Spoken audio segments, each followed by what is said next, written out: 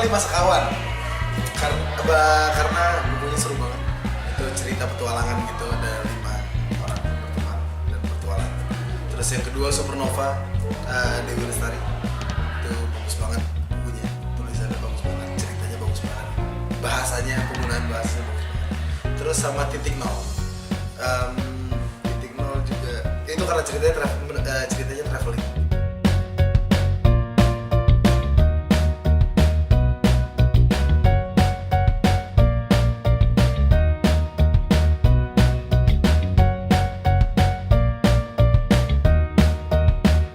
Kita seringkali salah kaprah ketika kita punya anak, kita akan membuat atau melakukan begitu banyak hal untuk memastikan anak kita bisa mengeja, bisa membaca.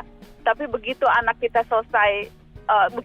bisa membaca, seringkali kemudian setelah itu merasa tanggung jawab sudah selesai, urusan sudah selesai. Padahal bisa membaca dan suka membaca itu 2 hal yang berbeda. Saya beruntung karena saya dikenalkan buku bahkan sejak saya belum bisa membaca. Jadi ketika saya kecil, salah satu ritual sebelum tidur adalah ibu saya membacakan saya buku. Dan ketika saya sudah mulai bisa membaca, seminggu sekali itu pasti ada jadwal saya dan kakak saya dan Abi, ayah saya, itu pasti kami ke toko buku untuk mencari buku terbaru. Jadi saya betul-betul percaya keluarga itu menjadi tonggak utama dan yang paling penting kalau kita ingin anak-anak Indonesia lebih cinta lagi pada buku, karena saya mengalaminya sendiri. Jadi dari keluarga minat baca itu bisa tumbuh. Minat baca itu hanya bisa ditumbuhkan kalau memang itu dibiasakan. Membaca itu kan keterampilan yang harus dilatih, seperti maraton. Semakin kita sering lari, semakin kuat, semakin suka, begitu ya, daya tahannya semakin maksimal. Jadi membaca juga seperti itu, harus dibiasakan, harus dilatih lewat serangkaian latihan yang dibiasakan. Saya selalu ajak ke teman-teman untuk meluangkan waktu minimal 20 menit sehari untuk membaca. Dan kemudian buat target yang masuk akal. Misalnya 20 halaman per hari, tentukan waktu tertentu. Bangun pagi setelah sholat subuh misalnya. 20 halaman tuh kira-kira 20-an menit lah. Jadi masa sih tidak bisa investasi pada diri sendiri untuk membaca 20 menit sehari misalnya gitu kan. Yeah. Terus kemudian kalau saya punya tips misalnya baca lebih dari 1 buku pada saat yang bersamaan. Jadi kalau malam sebelum tidur itu saya biasanya baca novel supaya tidurnya lebih enak. Kemudian kalau siang hari itu akan baca bahan-bahan yang lebih berat yang memang memerlukan konsentrasi. Kalau lagi di mobil atau kalau lagi di salon atau di mana. Jadi saya selalu membaca buku yang berbeda-beda pada waktu yang bersamaan. Baca dimanapun, di jalan, di busway, lagi nyusuin anak, lagi makan, lagi nunggu antrian. Saat yang lain lagi cek Facebook atau cek Instagram, baca. Jadi karena saya merasa ini tuh harus diatur di tengah kesibukan kita saat ini. Harus betul-betul meluangkan waktu di antara jadwal untuk membaca dan menjadikan itu bagian dari rutin.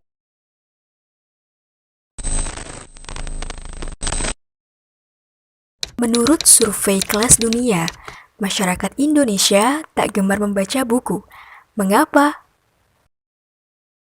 Banyak generasi muda yang buta aksara, bukan karena mereka enggan membaca. Bukan juga karena kurangnya prinsip masyarakat yang ada, namun karena kurangnya fasilitas di negara kita. Assalamualaikum warahmatullahi wabarakatuh. Selamat datang di ruang diskusi 4.1 Latsar CPNS gelombang 3 Kementerian Pendidikan Kebudayaan Riset dan Teknologi tahun 2022. Kali ini kita akan membahas topik yang hangat bersama Bapak Ibu narasumber yang telah hadir di ruang diskusi via Zoom ini. Nah, sebelum kita masuk ke inti diskusi, izinkan saya memperkenalkan diri terlebih dahulu. Perkenalkan, saya Dwi Wahyuningrum dari UPN Veteran Yogyakarta selaku moderator diskusi kali ini. Sedangkan bersama kita sudah ada 4 orang narasumber, yaitu yang pertama saya perkenalkan terlebih dahulu, ada Bapak Hartanto dari UPN Veteran Jakarta. Selamat pagi Pak Hartanto. Halo, selamat pagi Mbak Dwi, apa kabar? Baik Pak. Terima kasih Baik. Putri atas kesempatannya. Ya, sama-sama Pak. Untuk narasumber yang kedua, kita kali ini ada Ibu Desi Aprianti dari UPN Veteran Yogyakarta. Selamat pagi, Ibu Desi. Selamat pagi, Bu. Sehat selalu buat kita semua. Amin. Kemudian narasumber yang ketiga adalah Bapak Muhammad Ihsanuddin dari UPN Veteran Yogyakarta. Selamat pagi, Bapak Ihsan. Kemudian narasumber yang keempat kita pada sesi diskusi ini adalah Ibu Lisa Dora Ayun Nugraini dari UPN Veteran Yogyakarta. Selamat pagi, Bu Lisa. Selamat pagi, Bu Dwi. Baik, diskusi kita kali ini akan membahas tema yang sangat menarik, yaitu meningkatkan budaya membaca mahasiswa sebagai generasi digital di era teknologi informasi. Seperti yang kita ketahui bersama bahwa dengan kemajuan pengetahuan dan teknologi, maka digitalisasi menjadi hal yang lumrah di semua aspek kehidupan. Tidak dapat dipungkiri bahwa transformasi era digital telah merambah ke berbagai bidang seperti bidang ekonomi, politik, sosial, budaya, dan juga bidang kita semua, bidang pendidikan. Era digital itu sendiri merupakan masa ketika informasi mudah diperoleh dan juga mudah untuk disebarluaskan melalui teknologi digital.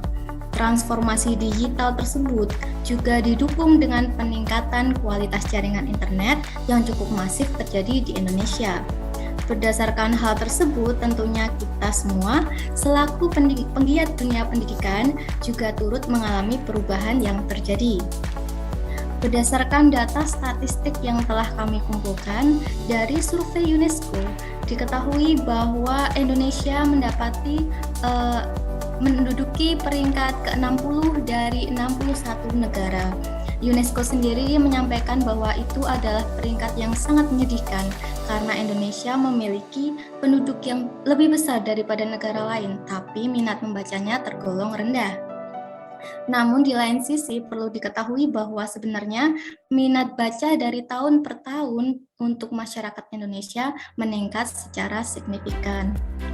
Hal ini juga berpengaruh salah satunya dikarenakan adanya pandemi COVID yang menyebabkan masyarakat Indonesia memiliki waktu yang lebih banyak untuk membaca. Nah, di sini telah hadir Bapak dan Ibu narasumber yang mana juga memiliki peranan yang penting dalam dunia pendidikan, yaitu sebagai dosen di perguruan tingginya masing-masing, yang mana setiap harinya tentu kerap sekali berinteraksi langsung maupun tidak langsung dengan mahasiswa, yang mana pada saat ini termasuk dalam generasi digital atau digital native yang sifatnya mobile. Tentunya terdapat banyak sekali penyesuaian yang harus dilakukan oleh Bapak Ibu dosen maupun mahasiswa itu sendiri. Baik, kita mulai sesi diskusinya. Mungkin saya akan langsung ke narasumber yang pertama, yaitu Ibu Desi Aprianti. Apakah suaranya terdengar dengan jelas? Baik. Bu Desi, mungkin bisa disampaikan pendapatnya ya Bu Desi terkait tema kita hari ini. Kira-kira kenapa budaya baca di Indonesia itu rendah ya Bu ya?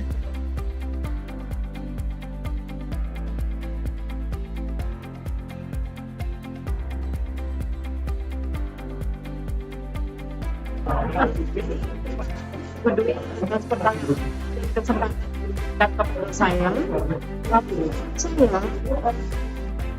baca cukup rendah di Indonesia adalah salah satu dampak dari kemajuan teknologi dan informasi. Jadi kemajuan teknologi dan informasi itu memiliki dampak yang positif dan ada pun dampak yang negatif. Jadi salah satunya adalah dengan kemajuan teknologi dan informasi tersebut, sehingga banyak sekali platform-platform media sosial yang sehingga mahasiswa lebih senang untuk melakukan scrolling atau mencari-cari cerita atau berita seseorang yang terjadi saat ini. Selanjutnya banyak sekali media-media perfilman yang mahasiswa bisa akses secara murah seperti itu, sehingga mahasiswa lebih asik untuk menonton film seperti itu, misalnya Netflix seperti itu Bu Dwi. Itu yang pertama. Lalu yang kedua, mahasiswa saat ini itu lebih senang belajar dalam bentuk visual. Jadi dapat berupa video. Dengan maraknya YouTube seperti itu mahasiswa akan lebih antusias kayak gitu untuk mereka mempelajari sesuatu lewat media gambar ataupun video seperti itu Bu Dwi. Lalu yang ketiga adalah dari buku itu sendiri. Jadi buku itu sendiri mungkin bagi mahasiswa sekarang kurang menarik seperti itu Bu Dwi. Jadi hanya berupa tulisan-tulisan saja kayak gitu kan. Jadi mungkin tampilannya kurang menarik sehingga membuat mahasiswa kurang dalam melakukan minat baca. Lalu yang keempat, menurut saya Bu Dwi, mahasiswa sekarang lebih suka eksis, jadi berfokus untuk bersosialisasi baik itu dalam lewat media sosial ataupun bercengkrama dengan teman-teman seperti itu. Jadi mereka teralihkan seperti itu untuk membaca, tugas mereka sebagai mahasiswa untuk membaca seperti itu. Jadi lebih suka eksis seperti itu, bersosialisasi lewat media sosial dan kongko-kongko di kafe seperti itu kasarannya Bu Dwi. Itu menurut saya kenapa minat baca mahasiswa sekarang itu menurun. Begitu Bu Dwi.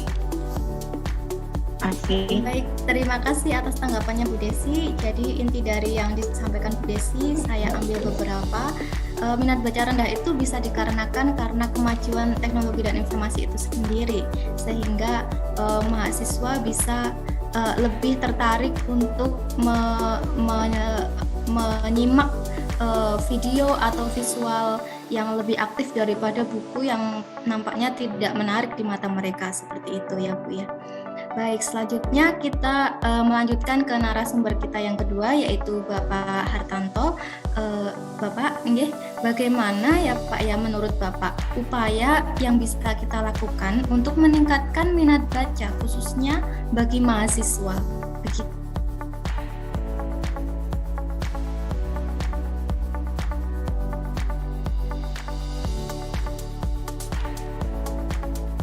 Silakan Pak Hartanto.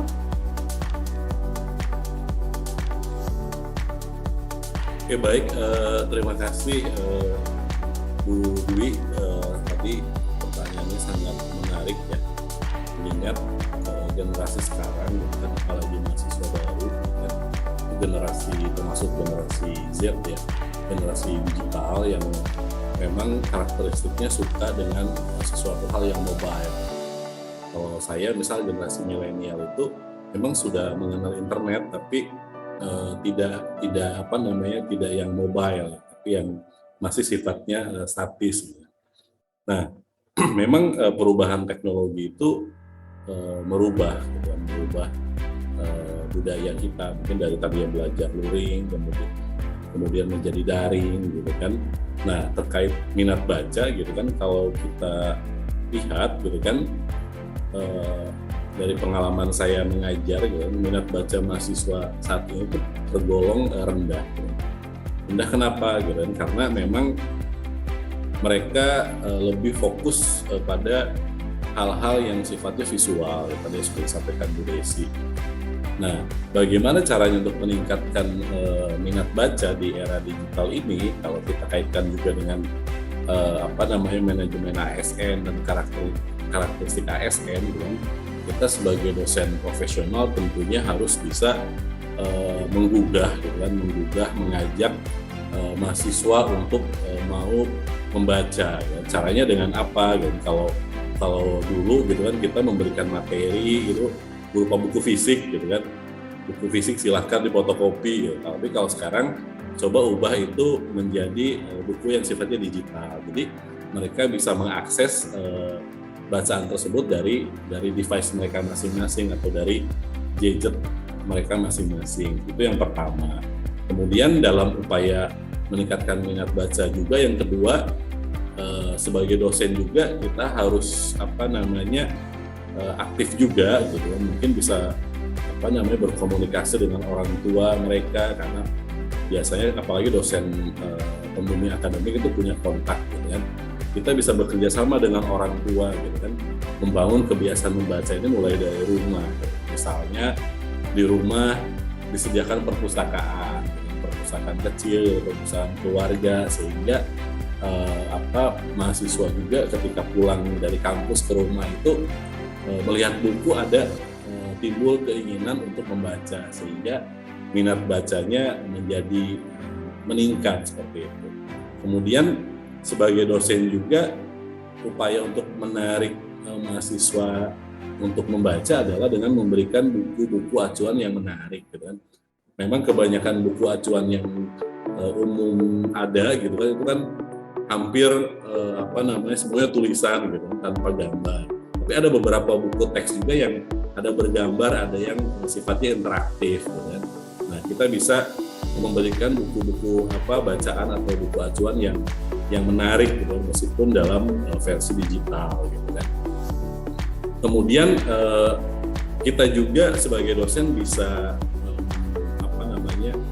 mendorong mahasiswa untuk meningkatkan minat baca, misal ketika kita memberikan kuis di kelas gitu kan, atau memberikan ujian gitu kan, bagi nilai ujian yang paling bagus kita bisa memberikan hadiah buku gitu kan, supaya mereka tergugah untuk membaca seperti itu.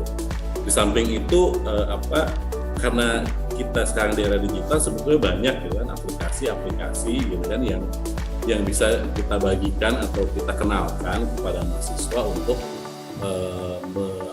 meningkatkan minat baca mereka gitu kan. Dengan meningkatnya minat baca berarti itu terkait dengan keberhasilan kita sebagai dosen yang profesional, berhasil mendidik mereka supaya menjadi generasi yang insan cendekia seperti itu.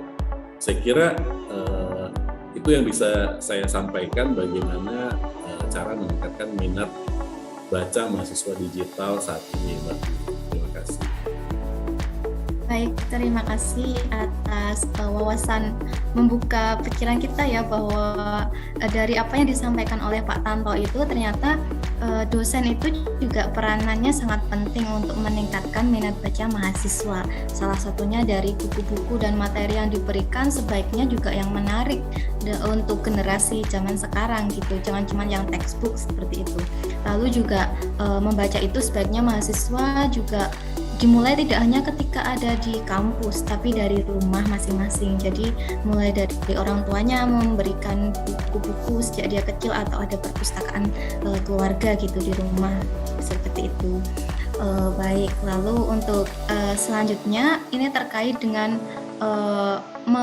mengacu dari apa yang disampaikan oleh Pak Tanto tadi, kan ada bahan bacaan bagi mahasiswa ya. Lalu saya kembali lagi ke Bu Desi terlebih dahulu. Bu Desi, kira-kira Bu, adakah tips atau cara bagi mahasiswa untuk mencari bahan bacaan atau referensi materi itu? Seperti apa tips yang bisa Bu Desi sampaikan bagi para mahasiswa seperti itu? Silakan Bu Desi.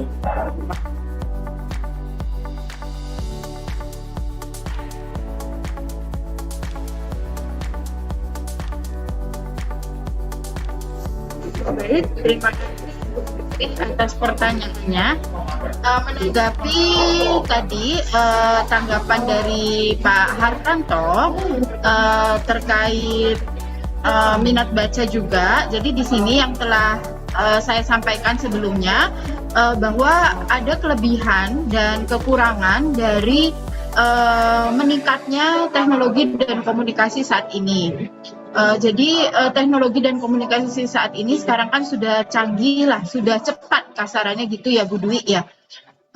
Nah sehingga banyak sekali perkembangan platform-platform atau media-media yang bisa digunakan oleh para mahasiswa untuk dapat mengakses apa yang mereka cari seperti itu. Jadi yang sering mahasiswa cari yaitu lewat google.com, mereka tinggal memasukkan kata kunci sehingga keluarlah bahan bacaan seperti itu Bu Dwi. Nah, saya sumber Pak Hartanto untuk media bacaan itu bisa lewat e-book. Itu sangat setuju sekali, saya Pak Hartanto sangat sepakat dengan Bapak. Jadi untuk era sekarang ini sudah banyak sekali e-book yang beredar yang mahasiswa dapat akses seperti itu. Jadi bahkan banyak e-book yang gratis seperti itu, sehingga mahasiswa bisa mendownload apa yang mereka mau, bahan bacaan apa yang mereka mau seperti itu. Itu salah satu bagaimana mahasiswa dapat mendapatkan bahan bacaan. Lalu yang berikutnya, sekarang kan udah jaringan internet sudah sangat cepat ya, bahkan sudah ada 5G seperti itu, sehingga sangat cepat sekali mahasiswa untuk dapat berselancar ria di jejaring internet untuk mencari apa yang mereka ingin tahu seperti itu. Contohnya misalnya salah satu media pembelajaran yang tadi Pak Hartanto sampaikan juga, jadi mahasiswa sekarang senang dalam bentuk visual ya. Jadi ada media yang sangat kita kenal yaitu media YouTube seperti itu. Jadi media pembelajaran yang sangat interaktif karena bisa langsung melihat orang mempraktekkan seperti itu. Lalu untuk bacaan yang lain dalam bentuk tulisan, dalam bentuk analisis itu bisa melalui Google diakui untuk publikasinya. Lalu mahasiswa juga dapat melakukan akses ke jurnal-jurnal nasional seperti itu untuk mereka mendapatkan literatur atau bahan bacaan yang mereka harus pelajari. Dan contoh misalnya untuk pembelajaran mata kuliah tertentu, misalnya mata kuliah matematika dasar, itu biasanya saya lewat PetCyber Bu Dwi. Ya, lewat PetCyber, jadi di situ ada soal beserta pembahasannya seperti itu. Jadi mahasiswa bisa langsung latihan di situ, melihat jawabannya yang benar seperti apa, latihan secara mandiri seperti itu Bu Dwi. Tidak harus menunggu atau menemui dosen yang bersangkutan. Jadi mereka bisa belajar sendiri dan melihat proses jawabannya seperti apa. Lalu untuk sekarang perpustakaan nasional itu pun sudah bisa diakses seperti itu untuk judul-judul bacaan yang buku-buku yang mereka mau cari itu sebenarnya ada tidak kayak gitu. Itu ada. Terus untuk perpustakaan kampus itu juga sudah bisa diakses secara online Bu Dwi, Pak Hartanto dan Bu Ista. Jadi contohnya di perpustakaan Universitas Pembangunan Nasional Veteran Yogyakarta itu mahasiswa sudah dapat melakukan akses untuk melihat buku-buku apa saja yang ada di perpustakaan tersebut seperti itu. Tapi kembali lagi untuk peminjaman masih secara luring atau mahasiswa harus datang ke perpustakaan tersebut. Gitu. Jadi perkembangan teknologi dan informasi sekarang sudah sangat membantu mahasiswa untuk mencari atau berselancar ria di media sosial seperti itu Bu Dwi. Dan semoga kita sebagai dosen tidak tergantikan posisi kita dengan YouTube, Google, dan platform-platform lainnya. Itu tanggapan saya Bu Dwi, terima kasih. Baik, terima kasih sekali Bu Desi atas tanggapannya. Jadi sebenarnya untuk tips dalam mencari bahan bacaan tuh bisa lewat mana saja ya Bu? Utamanya Google yang selalu kita kenal sangat lumrah untuk masyarakat tingkat berapapun gitu ya. Dari Google itu bisa masuk untuk mencari e-book atau ke YouTube atau ke Google Scholar atau bahkan ke perpus nasional atau perpus universitas pun bisa diakses dari sana ya. Jadi sangat terbuka sekali untuk bahan referensi. Baik, selanjutnya kita masuk ke pertanyaan berikutnya kepada narasumber yang keempat, yaitu Bapak Ihsanuddin. Menurut Bapak, bagaimanakah atau adakah saran aplikasi atau tools tertentu yang bisa mahasiswa install untuk membantu mahasiswa dalam mencari bahan bacaan seperti itu?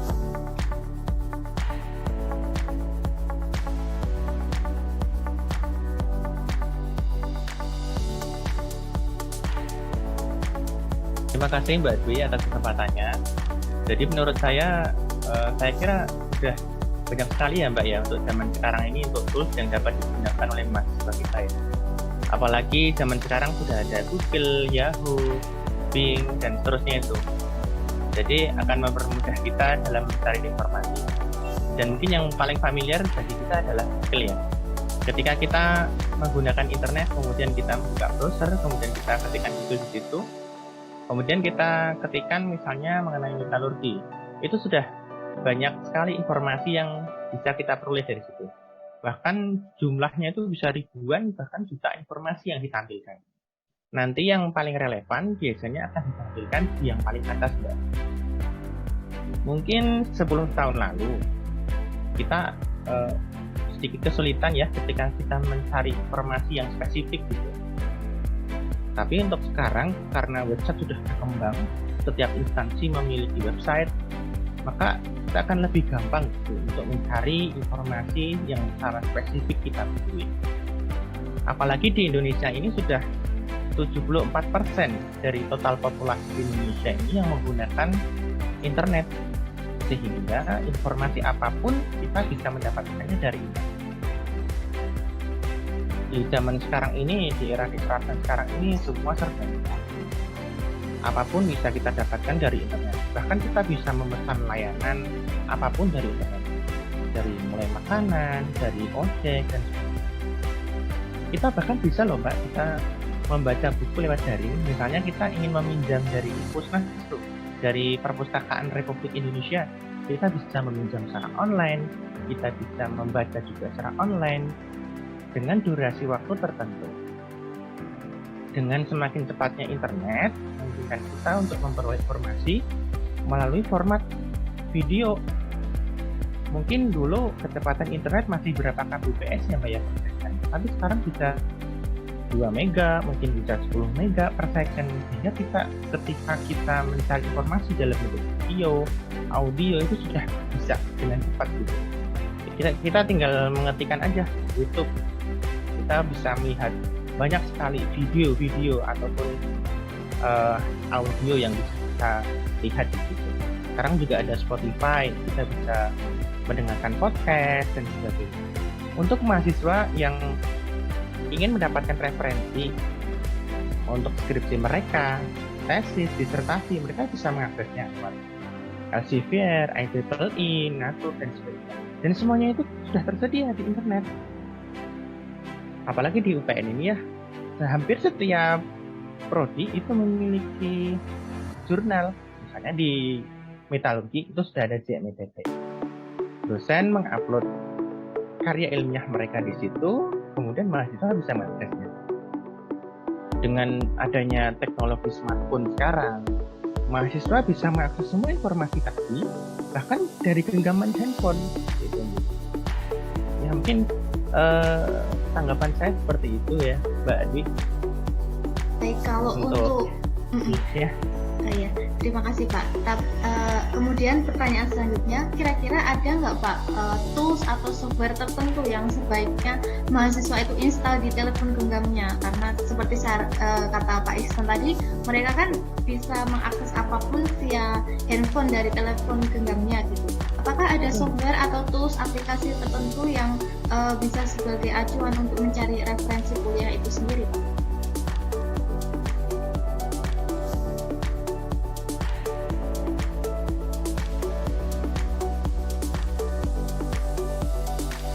Kalau untuk mencari referensi kuliah, mereka bisa mendapatkannya dari Google Chrome, Mbak, biasanya. Mereka bisa mendownload via Play Store, kemudian sama seperti yang di browser di komputer ya, saya pikir. Jadi mereka bisa mengetikkan apa aja di situ. Mungkin juga setiap handphone itu sudah memiliki bawaan browser sendiri ya. Jadi nanti tinggal ketik kata kuncinya di situ, otomatis dari browser itu akan langsung menunjukkan ke mesin pencari, kemudian dari mesin pencari itu akan memperlihatkan banyak informasi yang dibutuhkan. Baik, terima kasih sekali atas insight yang diberikan oleh Pak Ihsan ya, sangat membuka sekali, memberikan informasi yang banyak sekali ke kita bahwa sebenarnya tidak ada kesulitan ya untuk mahasiswa mencari referensi, karena sekarang semua materi kuliah atau informasi apapun tersebar luas di internet. Tinggal mereka membuka Google, tinggal ingin format apa, kalau dokumen ya cari PDF, kalau ingin video berarti cari di YouTube seperti kata Pak Ihsan tadi, sangat mudah sekali. Betul. Ya, terima kasih Pak Ihsan. Iya Mbak, sama-sama. Saya lanjutkan ke narasumber yang kelima kita, yaitu Ibu Lisa Dora. Baik Bu Lisa, saya ingin menanyakan secara umum bagaimana sih manfaat membaca itu bagi mahasiswa khususnya, dan bagi kita para dosen pun apakah ada manfaatnya gitu jika kita meningkatkan budaya membaca ini gitu. Silakan Bu Lisa Dora.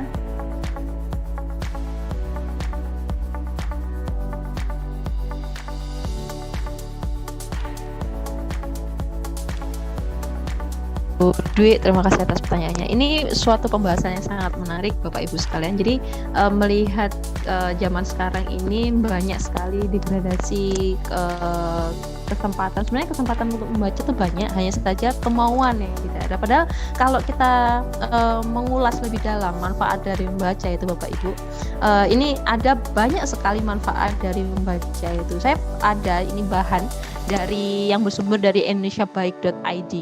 Ini saya mendapatkan informasi bahwa ternyata membaca itu, orang-orang yang suka membaca atau gemar membaca itu memiliki 2,5 kali lebih rendah potensi terserang Alzheimer Bapak Ibu. Jadi Alzheimer kita tahu kan bahwa penyakit itu merupakan penyakit hilang ingatan seperti itu, atau pikun seperti itu. Nah, orang-orang yang suka membaca itu memiliki potensi 2,5 kali lebih rendah untuk terserang penyakit Alzheimer. Nah, selain mencegah penyakit Alzheimer Bapak Ibu, jadi membaca itu manfaatnya sangat luar biasa sekali bagi mahasiswa. Kenapa? Karena ternyata membaca itu mampu meningkatkan kosakata dan mampu meningkatkan kemampuan bicara itu luar biasa, sebanyak 5 hingga 15% Bapak dan Ibu.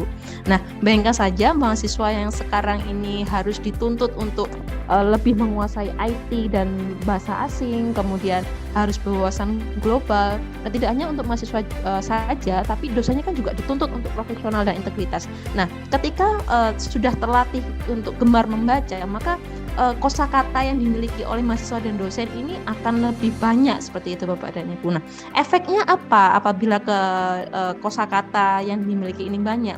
Pasti saja wawasan dan pengetahuannya untuk mengembangkan kapasitas diri itu baik dari mahasiswa dan dosen itu akan semakin lebih besar kesempatannya seperti itu. Nah, selain itu Bapak dan Ibu, membaca itu tidak hanya kita memberikan nutrisi kepada otak kita, tapi juga ternyata manfaatnya bisa menurunkan stres Bapak dan Ibu. Nah, dikatakan di sini dari indonesiabaik.com.id itu dikatakan bahwa dengan membaca itu mampu menurunkan tingkat stres itu hingga 60% dan meredam ketegangan otot. Bayangkan saja, ini manfaat membaca yang mungkin kita tidak sadari selama ini. Dan ini harus segera disosialisasikan gitu. Agar apa? Agar mahasiswa dan dosen itu terdorong untuk lebih gemar dalam membaca. Begitu Bapak dan Ibu. Nah, efeknya apa? Kalau kita sudah fun, sudah nyaman, kemudian tingkat stres kita bisa menurun, maka kita bisa memiliki pemikiran yang lebih luas. Di mana kita jika memiliki pemikiran lebih luas akan menjadi pribadi yang lebih terbuka dengan perbedaan cara pandang. Ini penting sekali.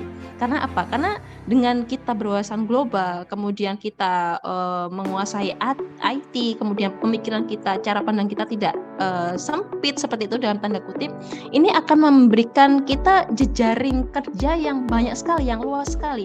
Di mana ini sangat dibutuhkan bagi mahasiswa dan sangat penting bagi dosen sebagai profesionalitas dan untuk meningkatkan integritas dosen itu sendiri Bapak dan Ibu. Nah, efek yang terakhir ini Bapak dan Ibu, apabila membaca ini menjadi suatu kebiasaan Bapak dan Ibu, kita akan memiliki suatu habit atau kebiasaan yang luar biasa, di mana kita itu mampu untuk menjadi pribadi yang lebih terbuka, kemudian mampu meningkatkan kemampuan berpikir secara analitis.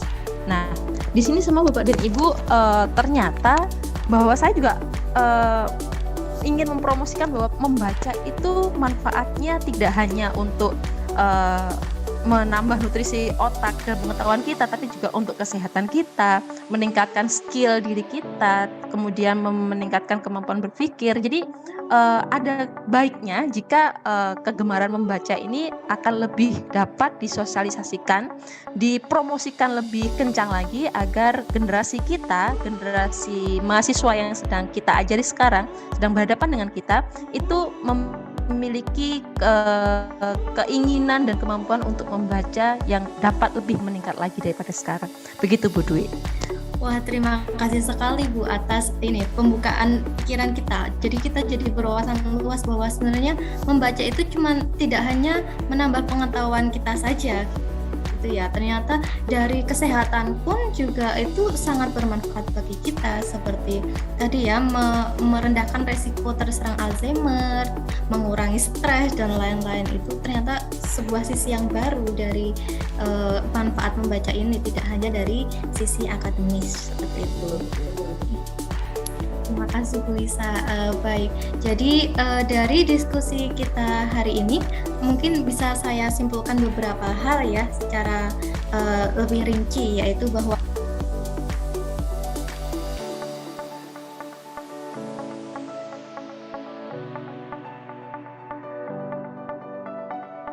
meningkatkan budaya membaca mahasiswa sebagai generasi digital di era yang sekarang itu sebenarnya sangat penting sekali, terutama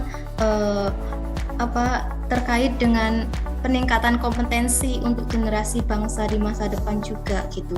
Dan salah satu cara untuk meningkatkan budaya membaca mahasiswa itu bisa dilakukan oleh dosen kita semua sebagai tenaga pendidik yang juga berperan erat di dunia pendidikan, yang berinteraksi langsung dengan mahasiswa itu sendiri. Jadi itu menjadi salah satu bentuk integritas dan profesionalitas dari seorang dosen untuk bisa baik dirinya sendiri untuk meningkatkan minat bacanya sendiri, atau dia dengan bagaimana merealisasikan tridharma perguruan tingginya, yaitu bisa meningkatkan minat baca bagi mahasiswa yang dia ampu, seperti itu. Nah, kita juga harus memiliki prinsip dan kode perilaku yang mencerminkan Smart ASN, karena kita juga dosen ASN untuk merealisasikan tujuan kita, yaitu untuk membentuk generasi yang baik untuk Indonesia di masa depan, seperti itu. Saya kira seperti itu ya Bapak Ibu. Mungkin ada tambahan yang lain atau tidak, atau dicukupkan ya? Iya, baik. Saya kira seperti itu untuk diskusi kita kali ini. Sangat seru sekali dan sangat menarik sekali pendapat dari Bapak Ibu narasumber yang sangat hebat ini. Terima kasih Bapak Ibu narasumber atas kehadiran dan berkenan hati untuk menyampaikan wawasan dan pengetahuannya kepada kita semua. Dan saya selaku moderator diskusi kali ini juga memohon maaf apabila ada kesalahan atau salah kata yang kurang berkenan di hati Bapak Ibu dan audiens sekalian. Terima kasih atas perhatian dan waktu yang telah diberikan.